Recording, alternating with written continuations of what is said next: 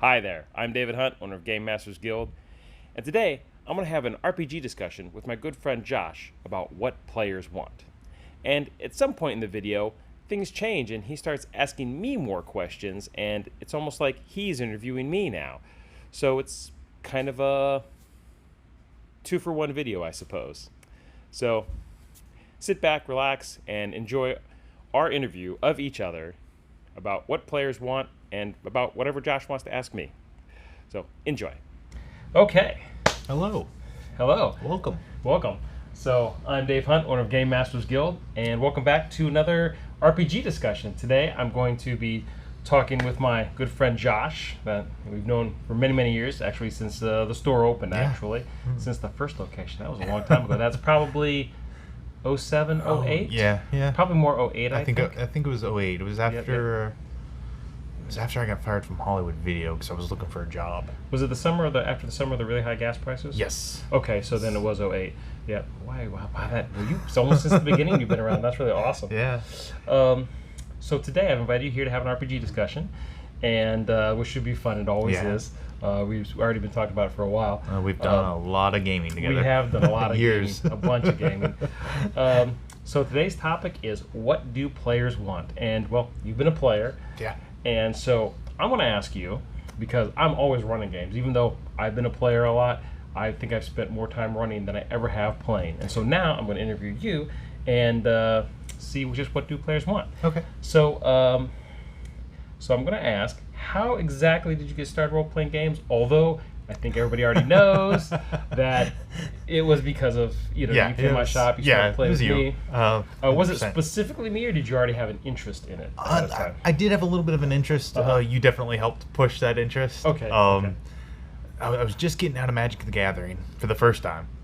And, the second time. Second time? And I was wanting to get into something new. I was tired of card games. I want to play something different.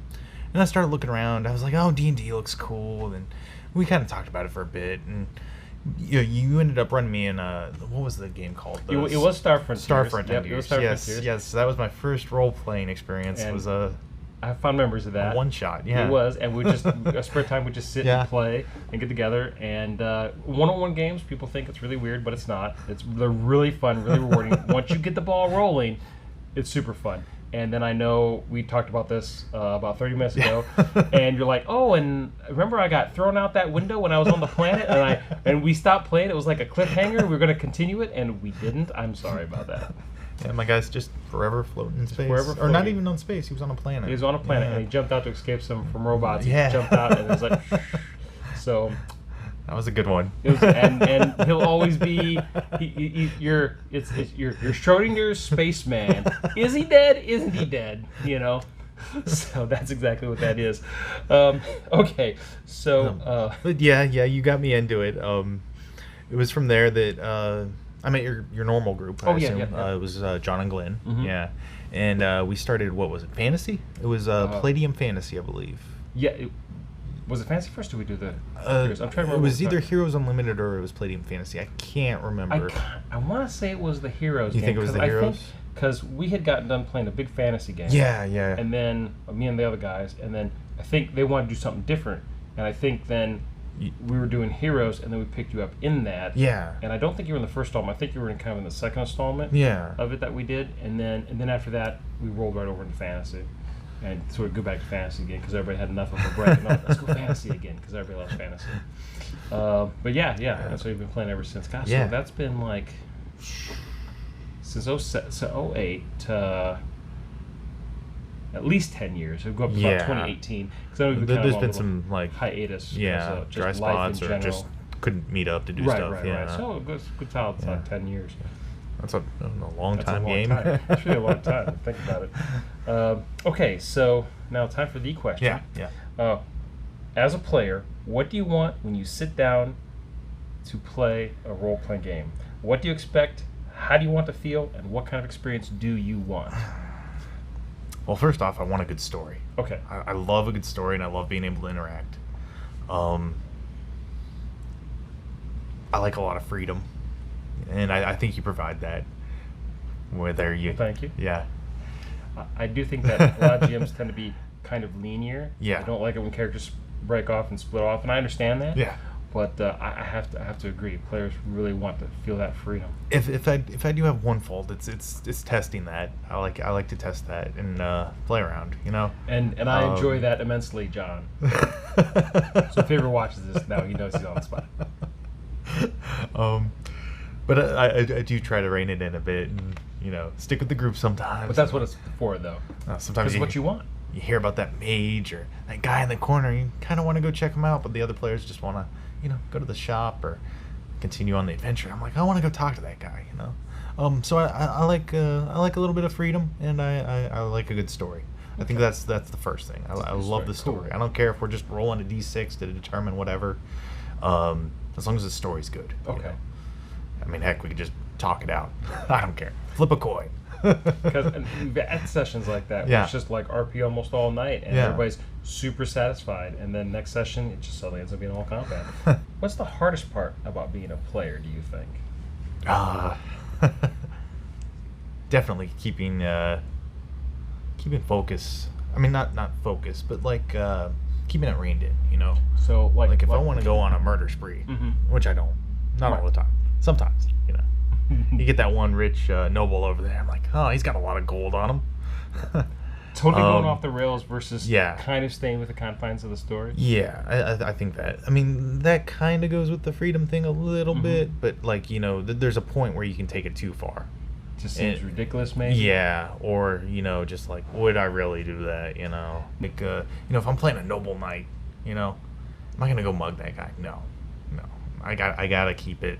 You know, still within the character. Yeah, he could have the greatest sword in the world, and it could be, you know, dedicated to my god. But I'm not just gonna go steal it from the guy if I'm a knight. Now, if I'm a thief, yeah, totally. But like, because you're really more into that part then. Okay, and I definitely don't want to take the story off the rails either. You know, I mean, I don't want to take away from that. You know, I mean, I do like the freedom to be able to go and do it. But like, if it goes too far, it becomes too much, you know, or like a little overboard, if that makes sense. Okay. Yeah. There was one session we were doing, and it wasn't our normal group. It was a one shot, and I can't remember what it was. It might have been Star Frontiers again. But there's this point that there's this like robot coming up to the ship, and they were all just standing there discussing, and I'm okay with that. And that's normally where my boredom starts coming in. It was like, they're talking about what they want to do, and I just want to go out there and talk to them. I don't want to wait around. I don't want to figure. I just want to go. Man of action. Yeah, go out there, boom, talk to the guy, figure out what's going on, and get this going. You know, I do like planning. I do like discussing with the group what to do. I don't like just completely being the rogue agent. But like, he's coming up to the ship. Let's go talk to him. Moving on. I'll ask you another question now. Are the rules more important than the game itself? And do you think they get in the way of the story? What do you think about the rules? Oh, the rules? Do they get in the way? I mean, do you think games have too many mechanics? Do you think it should be more streamlined? Is it dependent on the system? I think that's dependent on the DM. Like, ultimately, it's their decision. And I think it's more disruptive if a player wants to argue the rules than, you know, whether the rules matter or not. Like I said, we could just flip a coin. All right, who wins this battle? Heads, you win. Tails, I lose. You know, or tails, you lose. You know, kind of a one-sided thing. Well, yeah. But no, I don't think the rules matter. I think the game's more important itself. So you're thinking in line with how I think, because it's just, the game's just an abstract anyways. Yeah. You know. There's so much unrealism in role-playing games. Yeah. I think it's almost funny, laughable when people start arguing and debating. I understand on some level, you know, it is important. However, you're right. Flip a coin, done. Yeah. Even the original D&D, the rules were, you know, a guideline. Yeah, it's a guideline, but also too, like combat. Yeah. It's an abstract. They even say, you know, the characters are actually, you know, they're parrying, they're making false moves, they're swinging. Yeah. It's literally not, I swing, oh, I hit you. Yeah. It's literally not that. They're actually doing all this, but the die roll takes this abstract fight into little time chunks, and out of all this 6 seconds of doing this, there's a hit in there. Yeah. You know, and that's exactly what that is. I have to agree with you. But yeah, definitely the game is more important than the rules themselves, I think. So you would rather play you'd be just as happy playing a stripped down game where we're literally doing like just coin flips to determine. Oh yeah. As long as the story was solid and it was progressing. The story, that's all that matters to me. Like that's literally the most important part. Like. But that's why you play, right? Is yeah, that why you play? that's the most like memorable part. You know, it's not. Oh yeah, I mean sometimes I rolled a 20, but you know most of the time it's us talking about well that guy just nuked us, or you know we're stuck in that bunker. Yeah, you know yeah. It's not. Very rarely it's I rolled a 1. Yeah, you'll get those stories occasionally, and you know sometimes people will talk about it, but it's like oh crap. How do you view large groups? Like whenever we play, how do you feel about being included in a large group? Good or bad, it doesn't matter because there's good and bad to it. And I know that already.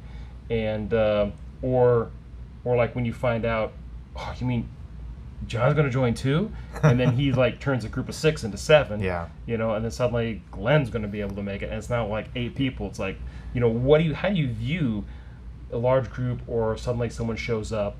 You know, aside from, I think what's different, and I want to emphasize that, is like someone who brings their buddy from out of town for one night. That doesn't count. Yeah. But you know, someone who's like, where the group's suddenly bigger, so it takes more time. What do you think about that? We've done some bigger groups and we've done some smaller groups. I don't mind either. The big groups, it does take a while to get to my turn, and you know, there can be a little bit of downtime and a lot more discussion, which kind of, you know, it can slow down the game in some aspects. Okay. I mean, normally if we've been gaming together for a while, it goes by pretty quick. We know what we want to do. There is a little bit more opportunity to get distracted. You know, it was just your turn. You got to go all the way around the table back to your turn. I mean, that's the one downside to a big group. I do prefer smaller groups, I think. Because even if I only spend a couple minutes on each person, you know, and there's 7 people, including you, that's 2 minutes per person. That's 12 minutes before it comes back to you at best. That it definitely slows it down a little bit, but it's not a bad thing. I mean, the groups we've all been pretty close, I think, and they've all been good players and fun to game with, you know, and come up with some good plans. And it's fun sitting there talking to them and, you know, BSing and just having fun in general. I don't mind either, but big group definitely slows down the game a little bit. Definitely. Do you ever feel, that's cool, I'm cool with this, do you ever feel, only because you've been in a lot of my games, do you ever feel a little annoyed because it's a bigger group? I know, because I have. To be honest, I have felt annoyed only because there are so many people at the table. It's because I can't say what's my DM's fault, or I can't believe that guy's playing, or he let him in, because I don't have those concerns. It's just that I'm like, oh my god, I just want to take my turn, you know. And I wouldn't say I was annoyed. No. Okay. See, now I feel bad about saying that I was annoyed in other games with my buddies, but distracted sometimes, Yeah. Like, you know, my phone goes off, I want to look at it, and then all of a sudden I'm, you know, flipping through Facebook, you know, just, I wouldn't say annoyed though. I wouldn't say bored either. Not impatient. See, I think I tend to get a little impatient with bigger groups because I think I'm just kind of impatient in general, because I just don't think we've had a bad big group, kind of you know, get going. Yeah. I mean, it can go a little slower. That's. I think maybe, that's all right, because you know you spend a lot of time with each person. I mean, whether it's 2 to 5 minutes, whatever. You know, you tend to break it up pretty evenly, and you're pretty fair amongst the group. You know, we had one big fantasy game that we all did together. I still think it was like 9, but maybe it wasn't as big. But maybe it was like 7. Yeah. But it was still pretty big. It was a good sized group. Yeah. And I thought that went pretty well. I did change my character quite a few times, but that was just me, like, you know, being indecisive about what I wanted to do. But we've had some good small games too. Yeah, the small games. I've always self-criticized myself on the bigger games, but on small games, I'm like, you just asked me, how was that small game with 3 people? Not a bad thing. 4 people. And it's not because the people involved, it's all me. How was that game with like 8 or 9 people?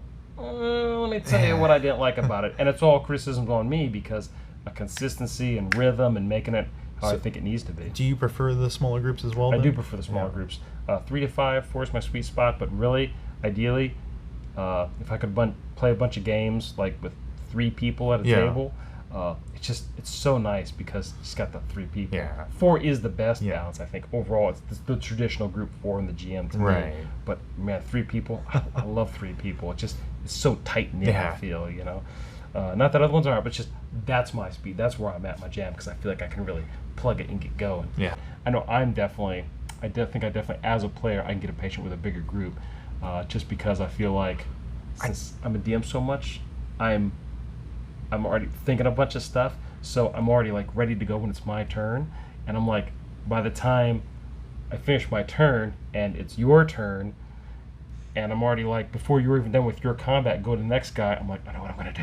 And I'm there already. Yeah. And I don't get the luxury of being game master and be like, okay, this. I'm always engaged with somebody, whereas as a player, I'm not always engaged. Sometimes I have to wait. I think the only time I would get annoyed is like the over discussion of, like I was talking about earlier. I've played with other groups and they just talk and talk and talk about what they want to do instead of just doing it. I'd rather just get out there, Just get it go. done. Yeah. And I think with our groups, we're pretty good about that. Pretty good about that. Like, but I have seen some over discussion. yeah. And there's been some penalties for that. But that's neither here nor there. I do like to sneak things in when people are paying attention. Don't take your time with Dave, and always take swimming. Always take swimming. Always take swimming. Always take swimming. And did I tell you why I always take swimming? Or I tell you to take swimming? Yes. I did? Okay. Yeah.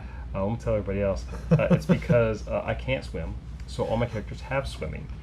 And therefore, so do all mine. Just in case, because I am not afraid to throw you in the water. And I won't tell you the story, but I did. One of my players did leave an underwater vehicle in Rifts, and he went. I crushed him at depth. I didn't realize at first, and I was like, "Hang on a second. Oh man, what body armor are you wearing?" He told me, and I was like, did the calculation. I was like, "Oh man, I'm sorry, you're too deep." He's like, "Oh, okay, here's my character." I was like, "Sorry." He's like, "Nah, it's cool." I mean, literally just, it was bad. So yeah. Oh wow. Yeah, it was pretty good. That was Mike.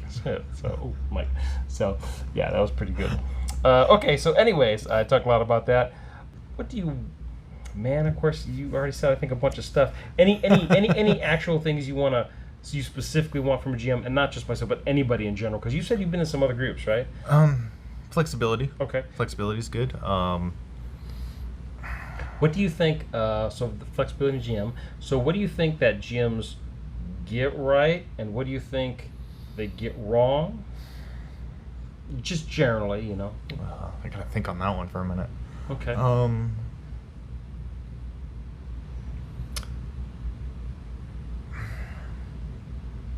think a lot of GMs can overdo the details. Okay. Not you. Oh no, I've clear done it. that up. I've done it. I've done it. No. But I've done it. pander to me. I It's can okay. think of recently. I had a group that we did like maybe a month or two worth of sessions, if that. Maybe a month. I think once a week, and I'd go into describing too much detail. I think rather than Okay. Just getting to the point. I think that can go wrong. I think so. You got to be careful on that. You don't want to overbog them with detail. I mean, you don't want to give too little detail. I mean, unless that's what you're going for. But if you're describing a scene, they might need to know about that rock over there. Then again, they might not. So yeah. Kind of descriptive balance, Okay. Good descriptive balance, I think. Okay. What do you think Game Masters typically they're running a game? Okay. Maybe, and that's kind of a broad stroke. I don't even know if that's a good question to have, but what do they get right? Well, the story. I think the ending. I think the ending's really important. Okay. Whether it leaves you hanging or, leaves you stuck in a bunker. Leaves you wanting more, wanting to go back to that world and explore. Okay. Cool. What do Game Masters do that you are most impressed by? I think once again, well, you in particular, I think it's your flexibility. Okay. Your ability to just roll with it and go with it. I think you do a good job with that. Now, I have to ask you this. Yeah. Do you ever, because I try not to show it when I get blindsided, Yeah. and you go left when I meant for you to go right, or you go up instead of left, right, or center. and I can't keep track of you sometimes. But is there ever a time where it looks like I'm being flexible, I know exactly what I'm doing, and can you usually go, oh, I call BS on that, I know we totally caught you off guard, or does it seem like I seem to I think you handle it well. flexible enough to where it doesn't look like? I've never noticed you do it. Never seen me sweat really? Yeah, I don't think I've gone too far to the point where you. I think. Well, and even if I don't know what's happening, I try to cover it up. Yeah. So you guys don't know. I've never noticed. Okay. You sweat, You just or think it's you, part of like, the story. yeah, I just Okay. think it's part of the story, or you're just cool with it. So like, Because that's what I try to go for. Yeah. Because I don't want you guys to feel like, oh, maybe we shouldn't be doing this because he doesn't have anything written. See, I don't want that. and sometimes I'll bother you after the shift or after the match and just ask out of curiosity if should I have done that? I'm sorry if I messed up. And no, don't worry about it. Don't worry about it. I'm like, And besides, okay, cool. It's kind of hard to screw up role playing. It's all Yeah, fun with yeah. your friends, anyways. I mean, if you get bent out of shape about role playing. Oh no, not been out of shape. No, but I'm more just saying in curious general. If Yeah. you're a person who gets bent out of shape about something happening in the game, Yeah. take a breath, man. It'll be okay. Because next time you watch your favorite TV show, tell me how bent out of shape you get about your favorite character dying. More so Than worried watch that it. I took things too far, or Oh. sacrificed one too many kids to the Lord Cthulhu. What? What game was that? I don't know. I'm just joking. Oh, jeez. Okay. So, and I think I know the answer to this question. Okay. But I'm going to ask it anyways. Do you think you'd ever want to be a game master, and could you do it? And I'm going to tell you right now, I know you can do it. I know you Thank can do you. it.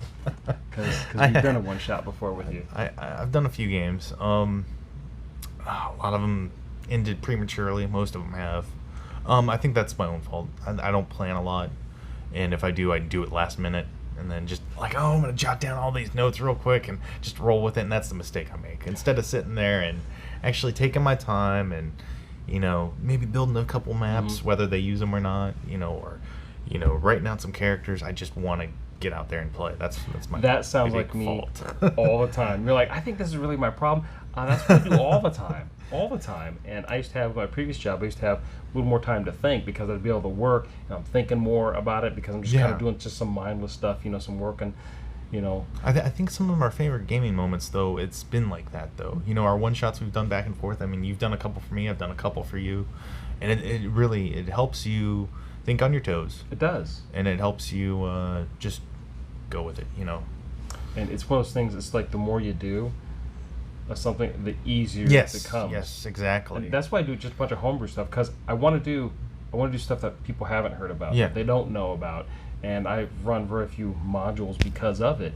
But I have run modules. Right. They're fun, they're cool. And sometimes you can add your own little bits to customize it.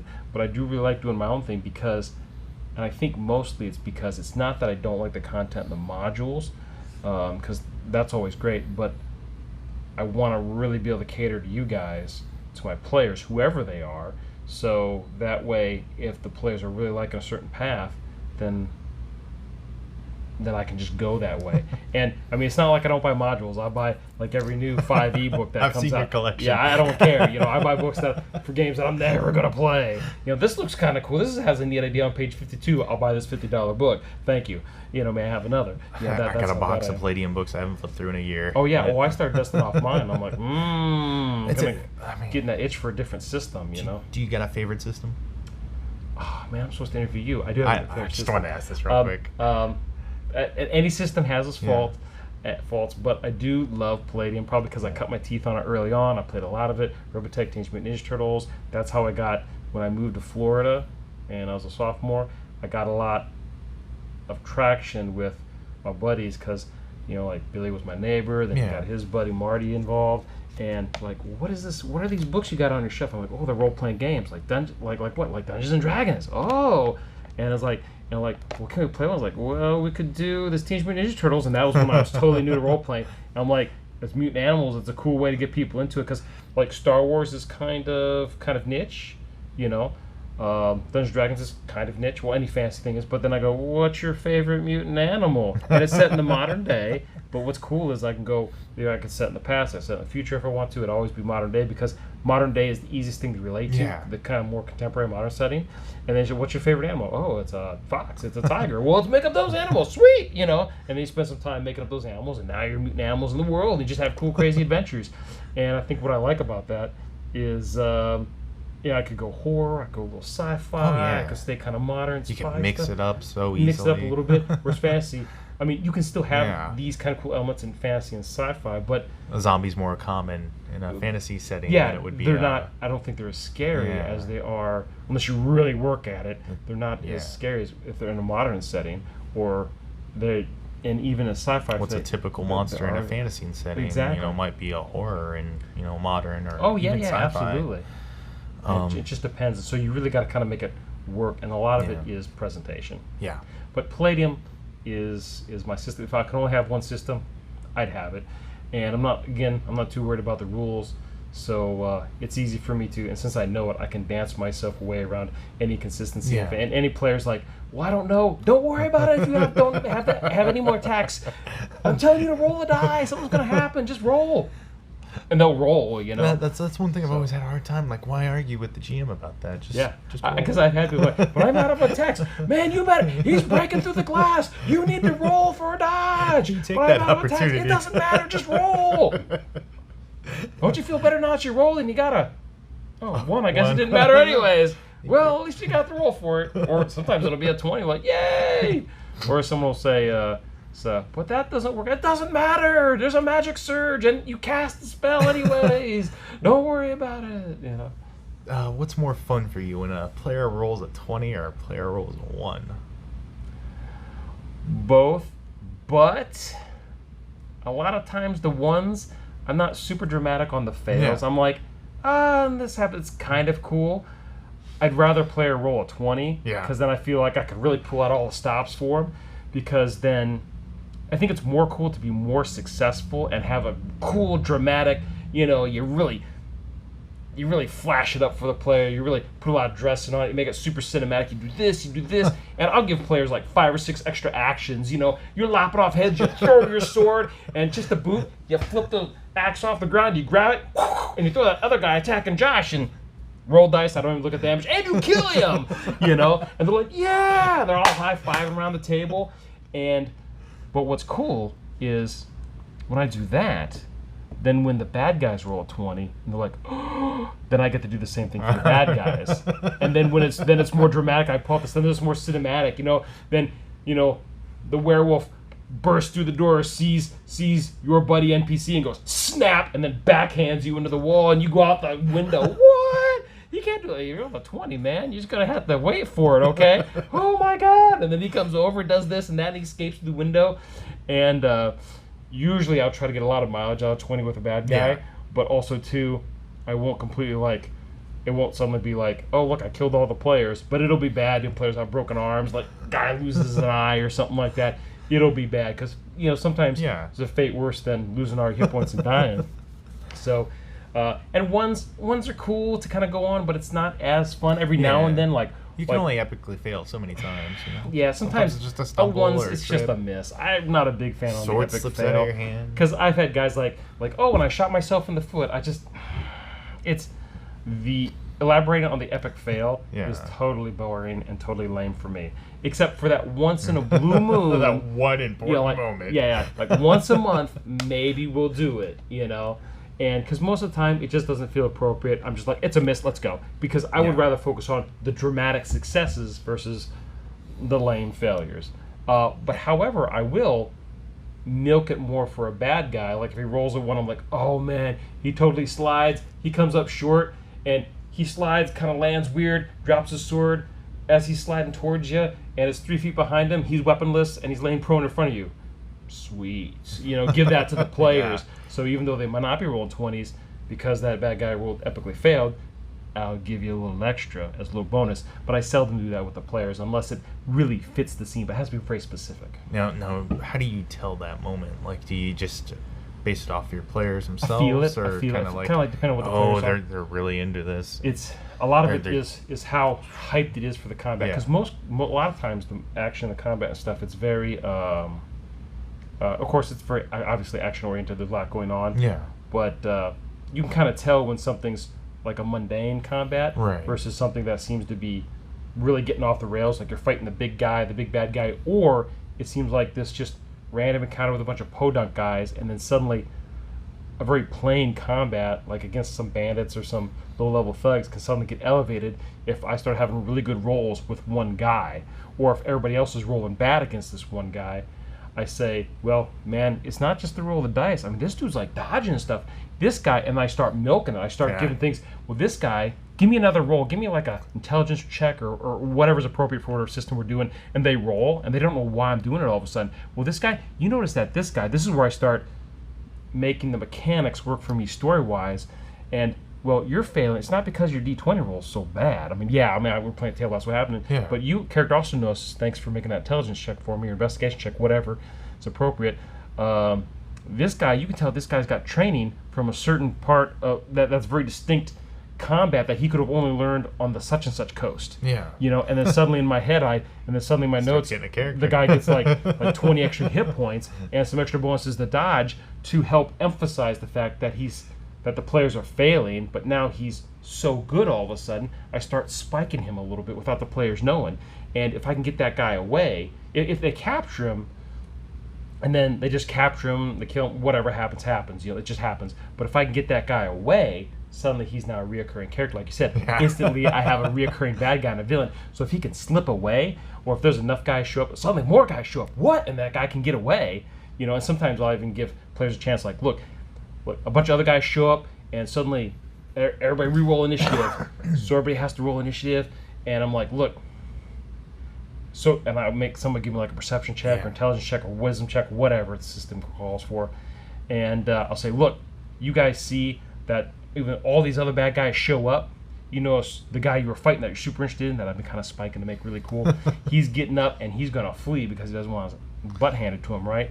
But you also notice that the guys that come surround you, but there's a perfect opportunity. If you all move now, you can go like under that log there and slide away from these guys really fast, like a la, you know, the jungle mudslide predator Arnold Schwarzenegger, and then fall off into the water that's 50 feet down. You know, you can escape these guys. You don't have to do combat again. You know, and why do you know it's there? Oh, because you passed it on the way in to fight these guys. You know, you guys can easily get away. You guys will be able to do it, no sweat, no strings attached. And players will be like, well, let's extricate ourselves from combat. Boom, and let's go. And we'll just get that other guy later. But I try to get the story in there so it's not just, oh, I'm just rolling a one extra crap. Oh, I'm just rolling a once crap. I cover it in storytelling. Right. You know, as much as you screw up or as much as you do good, I try to cover it in storytelling so it's not the mechanics anymore. Then I sprinkle extra stuff. It's like, but I don't have enough actions to, well, just give me a roll. I don't care about the actions. Do you care about the rules, or you want to play the game? I want to play the game. Give me a roll. You know, it's about the story. It's about having fun. It's not about, you know, actions per round, bonus actions, how many attacks per melee you got. It is, but only up to a certain point. Right. And that's me. Now, do you ever feel like? Sorry, I'm asking a lot of questions. Go for it. Do you ever feel like players can be too argumentative about the rules, especially with you? Oh yeah. So I'm just like, and I won't say especially with me, but I've seen. Well, I mean, in particular as a DM. Oh yeah, I've seen players argue about the rules all the time, and I've gotten to the point to where, you know, I'm like, well, look, let's do it like this, and I'm going to err on the side of the players, and you know, I'll say it's not totally the best, but we're going to do it like this so we can keep playing, and then we'll figure it out between sessions, and then however it works out, it works out. Right. You know, but right now, this is how it is. No matter what the outcome of the combat or the encounter is, this is how we're going to call it right now, so we can play and keep going, because I don't want to talk for 45 minutes about a stupid rule. You know, we can do that all week, texting back and forth. I'm not going to waste game time, because I came to play. I didn't come to talk about rules. Now, I get if it's a really important rule, it's really important. If it's life or death, then I need to make sure to bend it to where, if there's a question about the rules, I don't want it to unfairly affect any of the players, you know, by me making a bad call. And are there really any bad calls? Not necessarily if I'm following the rules. You know, if I make a mistake, oh, whatever. But I don't want to take away anybody's fun. And that's why, let's face it, that's why everybody's there is to have fun. If you're not there to not there to have fun. You're doing something wrong. So, and what does it matter if you're easy on the players one night, and then later you're like, oh man, guys, you guys totally should have been dead that round. It should have been a TPK. But we're good now. Now we know how it is. You guys just got lucky at the table that night, and that's it. You know. Do you think there's a point where a GM can bend the rules too much? Yeah, because if you become inconsistent, way too inconsistent, and the player's like, well, that's not how it worked last week. Well, how come your guys are doing it when you told us explicitly that we couldn't do it last week? You know, or even in the same session. And I have had that come up occasionally where players will say, well, hey, you said we couldn't do this, but how come your bad guys are doing it? I'm like, oh. Then I need to have an actual reason, because if my bad guys are doing it, then the players should be able to do it. Unless the bad guy's arms are suddenly opening up and showing particle cannons, you know, that's probably because they're cyborgs or something, but I need to have a reason why it works like that. I just can't be like, oh, you just don't know how to do it. Or like in the early days of D&D, it's like, why can't my wizard pick up a sword and stab the guy? Well, you're not skilled with the sword. It says here you can only use daggers, swords, clubs, and something else, or something stupid like that. And I'm like, they can't use this particular weapon. Yeah, and I understand that you are untrained, but any schmo can pick up a sword and stick somebody else with it. But see, it's handled now much easier in more modern games that have been developed, because you have proficiencies. You can use it as an unskilled weapon. Just means you're not very good at it, but you can pick it up like anybody else and start hacking away. You know. But that was back then. But that was the early days too, when everybody's trying to figure out what, you know, how to get this RPG thing going. You know, and of course, well, TSR definitely solved all those problems down the road. You know, but when you initially start out, I mean, my DM was like, well, no, you're not strong enough. Your wizard got skilled in it. You know, why would you use it at all? You know, I'm like, yeah, but if it's the only thing there and I'm about to die, I'm going to pick up a sword and just, I mean, I know what a pointy end is. You know, it's just a big dagger. I can do this. Well, I'm not strong enough to pick up a two-handed sword and stick somebody. So, you know, but yeah, I forgot your question, but yeah. I did have one more, and this is going to be the last one for me. Do you have a favorite gaming moment that we've had together? All of them. All of them? All of them. That's a good answer. My favorite moment, probably of all time, and they're all up there. This is just a little bit higher. You were at the missile silo, right? Yes. Okay. Yes. All right. So my favorite one, and I think that was. I think we shared this one. Yes, we shared this one earlier. It's my favorite because I remember my favorite one because it was a military game. You guys are all like special forces, and I love it because everybody was worried about, maybe not necessarily everybody, but anytime you have like a pass or fail, things like either pass or fail, there's no in between. People think, well, like parachuting. Well, I got this parachuting skill, which you guys had. If I fail it, I'm going to die. Well, no, just because you fail a skill roll doesn't mean that you're going to die. It just means something happens. You land in the spot you don't intend, you twist your ankle, you drop an item, you get stuck in a tree. You know, it's not, and everybody always thinks, even some TMs are like, pass, fail, pass, fail. It's sure they fail, it's just, they passed with a consequence. That's how I like to see it. Pass with a consequence. That's a great way to do it too. And it creates a different little mini story arc within the story, and then players have to deal with something, cut their buddy down while there's a wolf.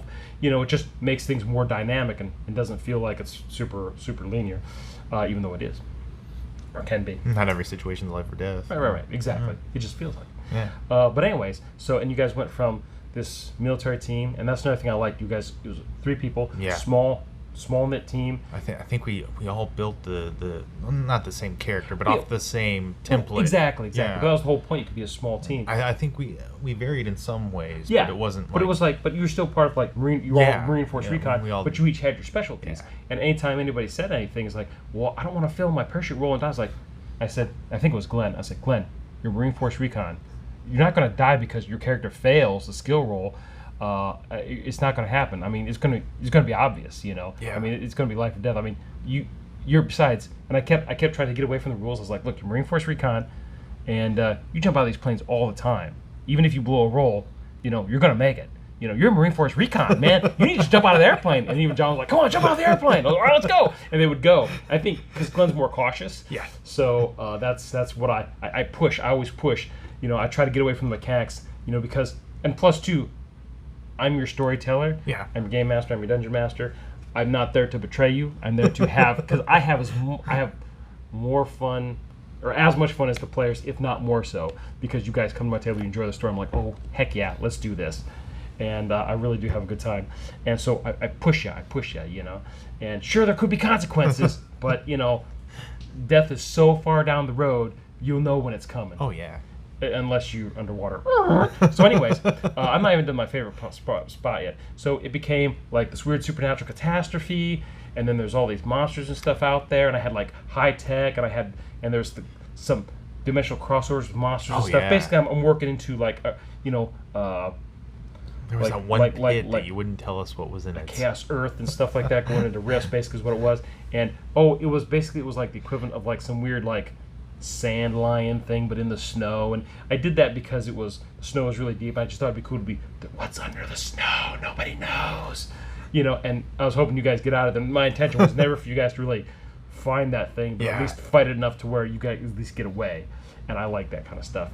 But then, anyways, we had the weird lady she was part of a cult or whatever, and she was talking to the guy in the missile silo, and you guys went down there and you tried to thwart it, but he had rigged up something so she could have the guy like turn both keys and launch the missiles, and she was down there like Wasn't the guy astral running project or back and forth between the?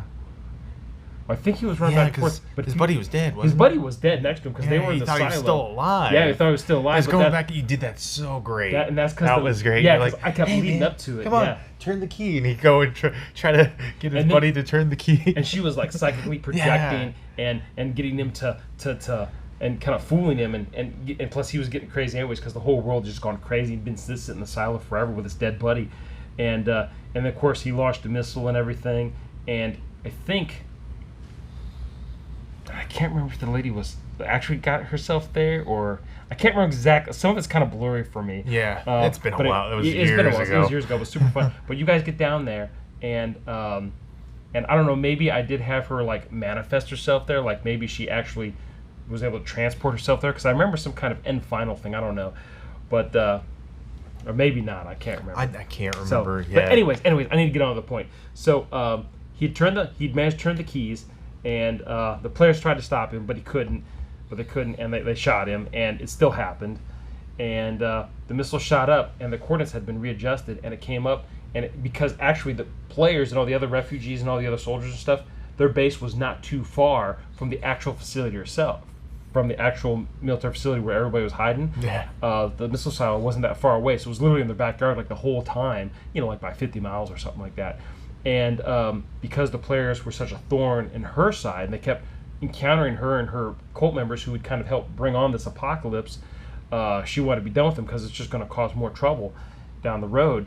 And so she had the guy reprogram the coordinates and launched the missile over to their base, which basically they're within so many miles, they're going to get the radioactive fallout. they're going to fall out and all that stuff. And I basically was close enough to where maybe 50 miles is even too far, but I told him it was so close that the missile came up, came back down, and everything's just like this radioactive wasteland now. Maybe even I had it come back up.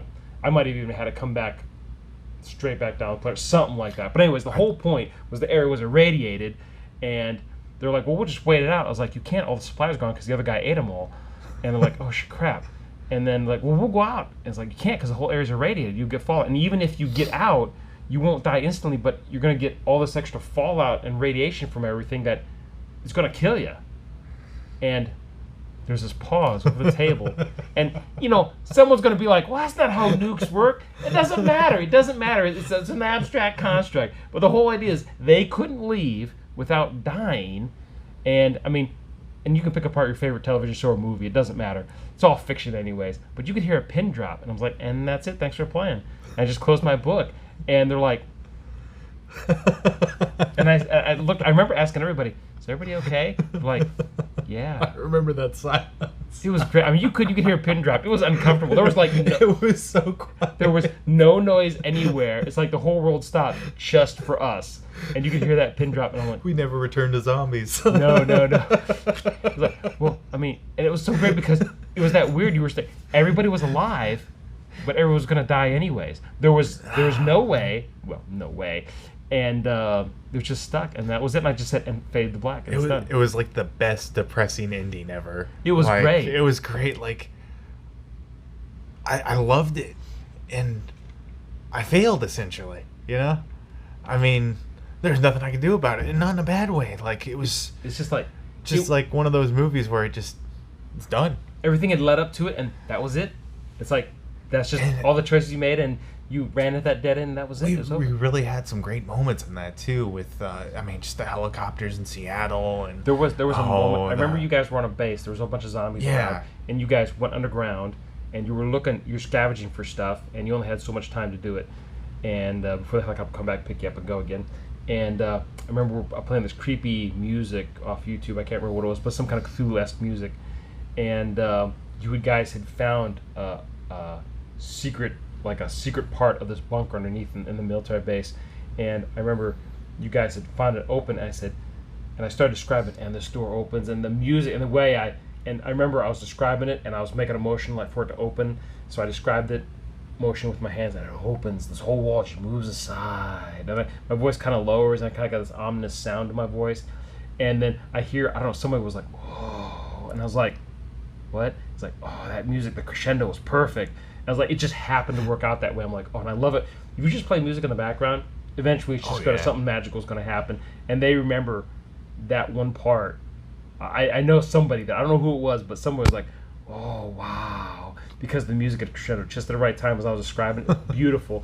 And, it was so cool. It was so cool. I really had such a It was good time. definitely one of my favorite games with you. It was if strong. not the favorite. It was so strong, man. I always wanted to return to that universe too. And I Always wanted to. I did have a way out. Yeah. I actually did have a way out because I had this old Russian sailor who was actually put in charge, because I kind of stole EBS's Eastern Bloc Soviet independent states, and I said that the USSR, then of course, the USSR dissolved, but then now it reformed to this Eastern Bloc thing, which is something I stole from Robotech, Eastern Bloc Soviet independent states. It's kind of like the re-rise of kind of like this whole very communist kind Russia. of bloc kind of stuff. And this, and in the mission, we had that submersible carrier where you guys do recon on. And so it was like the Daedalus or the Prometheus, like this aircraft carrier that can submerge, super high-tech stuff. So I'm bridging the gap from regular military kind of modern-day game to more science fiction Rifts game, which is what I was going for. And so I had a lot of crossover between SDC, CS stuff, and MDC, which was really cool. And it was a really good balance.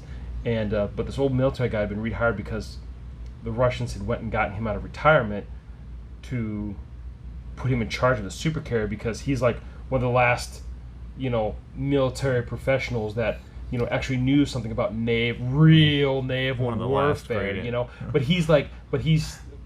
But his agenda isn't the same as theirs, and I say agenda loosely. He's like why are we fighting? People should just go home and have families. There should be no fighting. Everybody should work together, kind of stuff. Yes,